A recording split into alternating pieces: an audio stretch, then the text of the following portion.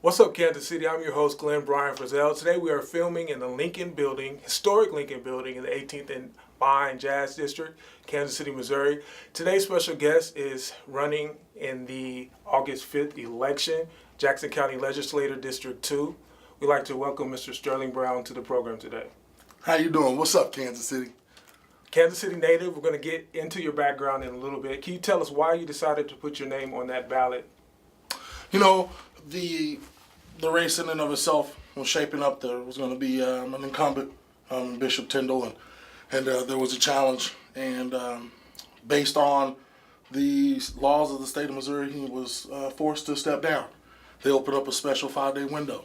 And when they made that announcement, and the verbiage surrounding the statutes and laws that are applicable to that, it speaks of letting someone in the district who has who believes they have a reasonable opportunity and qualifications to go ahead and file in that special window. Really? And in that exact moment in time, I was a bit of a transition in life, and not in life in general, but just a bit of a transition. And I had been approached a couple of different times over the course of the last 8 years about running for office. And I always said the time wasn't right. I needed to get my house in order. Well, I'm married. We've been married 8 years. We have 3 kids. 2 of them are in school. Our youngest baby is, she'll be 2 on August 20th, but my wife and I, when they made the announcement on the news, I kind of looked at her and said, honey, if I was going to run for a seat, that would be the one. And she just looked at me and she goes, and that was it. That's the support I needed to make the final decision to go ahead and do it. I went down the next day and I filed. It's always good to have family support. Now, Bishop James Tyndall, who currently is in the District 2, that is a tremendous torch to carry. What makes you, I don't want to say what makes you think, how does it feel to be competing against Mr. Jordan and Mr. Bergstresser? It's fun. For that position. It's fun. It's fun. You know, I've said it to, not only to my opponents, but anyone who would listen, in particular in the times when we've all been together. Kansas City's never seen, maybe in a generation, maybe in 2 generations, hasn't seen something like this where 3 young men, 3 men under the age of 40 are running for a prominent political office and have a viable chance of being able to represent their community. It's because of our ages. I'm ready to give the best years of my life. And so going out and talking to the community is nothing new to me. Talking to the community about their about our issues. I was going to say our issues. It's not new to me.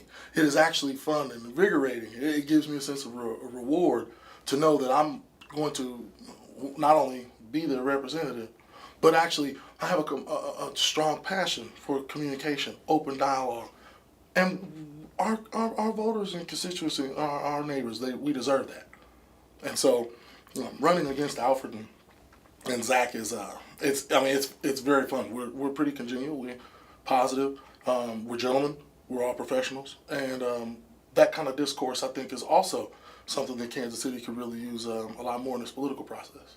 Now, you remind me of someone I used to go to Sunday school with. You are from Kansas City. Born and raised. Rockhurst University. No, Rockhurst High School. Excuse me, 1997, class of. You played football. I did. Tell us a little bit about your background. I attended Truman State University. I played football. I even coached 1 season. Just like before then, your parents. Even before, my mom and dad are lifelong. My mom's a lifelong Kansas City, and she grew up right over off of Indiana, right past Central High School. Graduated from Central, and I'm not going to date her. My father, he's from Dumas, Arkansas, and my family on my father's side, we, kind of traveled up that same corridor from the south all the way up to Chicago, and then portions of it settled in various places in the Midwest. My dad's an attorney. He owns he's a part owner and co-founder of the largest minority-owned law firm in the state of Missouri, and definitely on the western side of the state, Fields and Brown attorneys at law on City Center Square. My mom was a school teacher in the school district for 27 years. My dad went to Graceland College. It's Graceland University now, Lamona, Iowa, and went to law school at the University of Iowa. Was My that mom in graduated. Ames? No, in Iowa City. Iowa City. Yeah, and my mom graduated from UMKC. She has her graduating. Then after 23 or 24 years of teaching, then went back to school and completed her master's degree a few years before she retired. So you graduated from Truman State. You've coached. I actually graduated from UMKC. UMKC. Correct. You coach sports. I did. And what do you do professionally? I work right now currently in the Raytown School District. I have a passion for kids and education and working with at-risk students and working with kids as early as possible. It's something that I strongly believe in. I don't think that there's a moment that you can waste in trying to intervene in a problem child. And honestly, I don't even really like the term a problem child or a child who's got issues. I think all of our youth have excellence within them.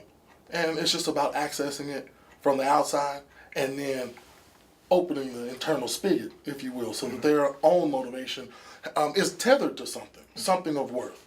Let's talk about motivation and social media. I know too often we read about in the newspapers and we see on television the harmful consequences of children when they use social media to communicate with their peers in a negative way for popularity contests. Are we harnessing the power of social media to reiterate the positive effects of voting and having a legislative voice? Nope. No, we're not. In our county? No, we're not. Now, there are a lot of efforts being made from an individual standpoint. Mm-hmm. I think that movements that gain steam through social media have not only an entertaining flair, gives it the sizzle. We're both young guys. We find ways in our personal life to gravitate to things that are our interest. And also we find things that are exciting or interesting to a lot of people. Yeah. That's just how the human nature operates in that regard. So I don't believe that social media is being used to actually, steer the rhetoric around voting. We can promote and positively promote many things that we do. Positive promotion is what brings people out. Mm-hmm. You don't go to, regardless of how bad, maybe a bad example, but regardless of how bad the Royals performed in the early 2000s, people still went to the stadium. Mm-hmm. They didn't go to the stadium because they knew the team was bad. No, because the Royals don't promote it that the team is bad. And people don't promote Coke and Pepsi like, this stuff tastes terrible. No, you don't. So we have to change the dynamic of the conversation by absolutely giving the true full breadth and positive nature of what that civic responsibility is and fulfilling that civic pride and involvement in voting. People constantly say, well, I hear people on the doors, can't complain about it if you don't vote. Well, I wholeheartedly believe that. And I don't think that we're using the same thing that proliferates a video of Beyonce's sister beating up Jay-Z in an elevator. We need to use that same kind of zeal around organizing every age demographic to vote. Same type of zeal. And what particular issues and platforms do you stand on? Can voters expect for you to be passionate about during this season? They can absolutely expect me to be passionate about bridge building. If there's anything overarching about any of the points on my platform, it all goes back to bridge building. Being the type of person who can stand in between two opposing sides, where both sides may support you, but they oppose each other on an issue, and you're the person sitting there. You have to be able to access the conversation, open the dialogue, and absolutely breathe life into it amongst those parties so they can come to a consensus. And then the same thing is if they don't support you, but you all are, sitting on opposite ends of the table. I think that's where my practical experience as a union representative in negotiating contracts in municipalities with private industries, even all the way upwards to the Office of Administration here in the state of Missouri and in the state of Kansas. Negotiating has given me, I think, a real-time experience on how to listen to people and then apply what they say. This is, I think, hallmark in bringing more accountability to tax programs such as Combat. Not because we need less boots on the ground. We don't. We are I think they're doing a great job. And I think that we can do even more. But I want to rehabilitate people so that they don't take a first taste of drugs. I want to make sure that we move closer and closer to that 50-50 distribution of funds for the combat tax, so that when we started in 1989 and we were at 50-50, today we're at 68.5 law enforcement, 31.5 for prevention and treatment. My first term, I want to try and move closer to a 60-40 distribution, not by taking boots off the ground, but by going through the fine-tooth comb and finding dollars that we can reposition to treatment and prevention and again, rehabilitation, so that they have other ways to cope. They have the ability to recognize when those issues are arising in their home and the neighborhood around them, so that they have that cognitive ability to steer clear of what some people fall victim to because it's so easy to attain. You're very issues oriented, no doubt, a result of reflection of what you see involved in conversation in the community. Let's take a minute to talk a little bit about unity. You talk about listening and access. There are a lot of organizations in the city. You have civil rights organizations, you have grassroots organizations. What about you as a bridge builder can bring all these people together to accurately reflect the needs of the community and not necessarily, as you say, sell out to a higher or a disconcerted interest? I think the first thing you have to do is always explain why you think the way you do. So I think there's a lot of, and I've experienced this as a voter myself, someone who's worked on a campaign for a candidate or on behalf of a candidate, someone who sat and watched and listened to the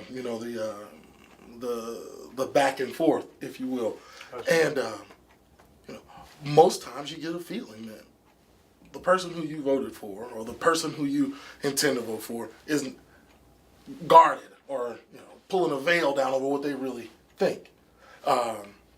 I take this as a political, ethics, in my opinion. I am Sterling Brown. Sterling Brown definitely has thoughts and ideas of why he would or wouldn't vote and support something. But I'm also, and intending after August 5th, to be an elected representative of our district. Mm-hmm. And our district doesn't always necessarily coincide with what outside groups who may have supported me in this candidacy, in this race. So when that issue or that particular one comes up, the way you bridge that gap is you tell people, hey, up front and close, this is how I think about this. That's not how I'm necessarily going to vote. I need to make sure that your side and the other side have sat down so that we can all talk about why the issues are germane on one end and not on the other. Because if you can't open up a conversation at the point where the break is, then you're never going to come to a consensus. And obviously then people will, let's just be honest, perception's reality, whether it is the fact or not. If people get a perception of you that you sold out, it's going to be very, very difficult to turn that around. So you have to be upfront. Very, very first step. Well, Mr. Sterling Brown, we do thank you for your time. Last question, and I'll open the floor up for your final appeal. Why should voters vote for you in the August 5th election? I think the voters already know that they have an opportunity to give their voice amplification. Every single time that ballot booth opens up and you can walk in and put your vote in. Why do I think that Jackson Countyans, in particular the 2nd District, should vote for me? It's because I'm not a people person. I genuinely love human beings. It makes my heart beat. And knowing that I have a full-throated support for dialogue, for transparency, for answering questions and not just giving you data without a true base and foundation to what you want to know. Knowing that man is sitting right here, I ask you to not just give me an opportunity to represent you, but to trust that I am one of you. I am not aside from anyone else in this community. I've lived in this community my entire life, and I'm raising 3 kids in Jackson County, just like a lot of the people who are watching this video. I am absolutely here to work for our children and work for our community and give you the best years of my life. There's nothing else more important to me than doing that. Very well put. Anything else? Absolutely. First and foremost, thank you all. Glenn, thank you, Carlos, and Cascade Media Group is doing so many big things. Kansas City, if you don't know what's up with Cascade Media Group, that's on you. All right, that's on you. I do want to say this, property assessment, neighborhood reinvestment, and eliminating, as far as we can, eliminating the oversaturation of payday loans and auto title loans. That is something that absolutely pulls me to the forefront when it comes to what I want to try and get done on our behalf that the county legislature can do. I also believe wholeheartedly in positively promoting programs like Combat so that people actually know where they can access these services instead of just telling them, go to the website. I absolutely believe there are jobs here for us to access right now. We need to focus, and I will work as hard as I can every second I'm in office to increase the workforce readiness of our brothers and sisters here in a second so that we don't just have to have the ability to get a job, we not only can get it, but we can keep it. This is, these are large issues. These are not overnight issues, but you have to vote knowing that the person who's going to sit there is going to work every moment that they can to achieve them, and I will. I really appreciate you all having me. Thank you very much. And if you would like, you can always call me and ask, what can Brown do for two? Mr. Brown, we certainly thank you for the energizing presentation. My name is Glenn Brian Frizzell. Do not forget to vote in the August 5th election, whatever you do. Check out more candidates online at www.whatsupkansascity.net. And remember, the sky is the limit. Aim high. If you shoot for the moon and you miss, at the very least, you would have landed among the stars. Take care until next time.